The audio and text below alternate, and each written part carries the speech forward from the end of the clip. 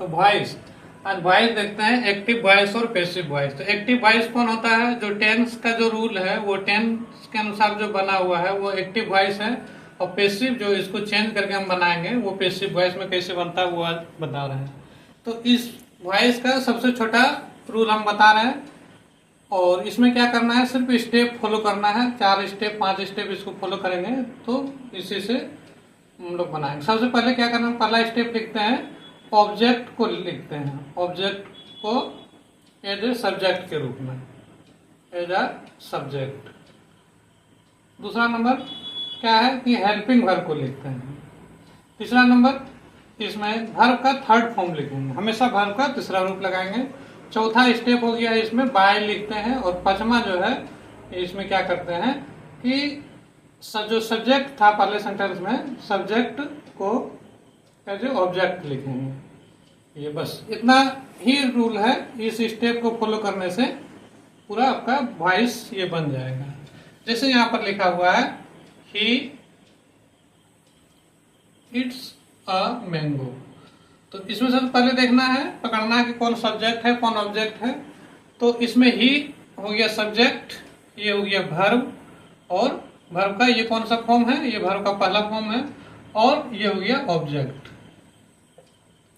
ठीक है, बस ये रूल आप फॉलो करेंगे। इससे पहले थोड़ा सा हम लोग देखते हैं कि सब्जेक्ट ऑब्जेक्ट को कैसे चेंज करते हैं। अगर सब्जेक्ट है तो ये ऑब्जेक्ट बनेगा तो उसके जगह क्या लिखाएगा, और ऑब्जेक्ट जो है सब्जेक्ट बनेगा तो क्या है।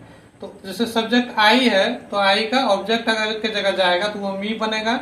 यू है तो यू का यू ही रहेगा, और अगर ही है तो इसका हिम होगा।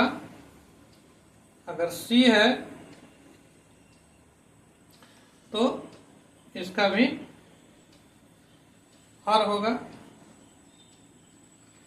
और मान किसी का नाम है तो नाम चेंज नहीं होगा, वही इसका नाम में यही रहेगा। पहले इतना देखते हैं, इतना भी सही देखते हैं। तो अब इसमें क्या है, सब्जेक्ट के जगह पर क्या है, ही है। इसका पहले स्टेप फॉलो करते हैं कि क्या बताए हैं। पहला स्टेप में ऑब्जेक्ट को एज ए सब्जेक्ट लिखते हैं, ये ऑब्जेक्ट है, ये ऑब्जेक्ट को सब्जेक्ट बना देते हैं। तो यहाँ पर क्या हो गया, अ मैंगो। उसके बाद फिर हेल्पिंग वर्ब, हेल्पिंग वर्ब इसमें क्या लेते हैं, अगर वर्ब का ये प्रेजेंट टेंस इंडेफिनिट में है तो इसका हेल्पिंग वर्ब जो है इसका अगला टेंस से लेंगे। तो यहाँ पर इसका हेल्पिंग वर्ब हो जाएगा इज, अ मैंगो इज। उसके बाद क्या है, ये फॉलो करेंगे तीसरा रूप। तो इसका वर्ब का तीसरा रूप क्या होगा, वर्ब का तीसरा रूप होता है ईटेन। तो अ मैंगो इज ईटेन। फिर चौथा में बाय लगाना है, बाय लगा दिए। और पांचवा में क्या करना है कि जो सब्जेक्ट है उसको एज ए ऑब्जेक्ट लिखना है। तो ये सब्जेक्ट था, यहाँ पर ऑब्जेक्ट, सब्जेक्ट जब ऑब्जेक्ट बनेगा तो यहाँ पर क्या होगा, बाय हिम। ये हो गया। एक दूसरा सेंटेंस देखते हैं।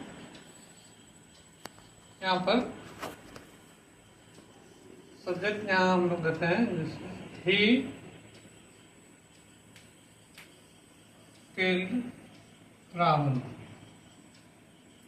ये इसमें क्या हो गया, ये ही क्या हुआ, सब्जेक्ट, ये वर्ब का दूसरा रूप है, और ये ऑब्जेक्ट हुआ। इसको बनाते हैं, फिर इसी रूट से फॉलो करेंगे, इस स्टेप को फॉलो करते हैं। क्या है, पहले ऑब्जेक्ट लिखेंगे। ऑब्जेक्ट क्या है, रावण, RAVAN, रावणा भी बोलते हैं। उसके बाद फिर दूसरा number helping verb, helping verb हम इससे पकड़ेंगे, अगर पास्ट में है तो इसका, तो उसका अगला टेंस से लेते हैं, तो ये इसका हेल्पिंग वर्ब हो जाएगा वाज। फिर इसका तीसरा रूप, किल्ड का तीसरा रूप किल्ड ही होगा।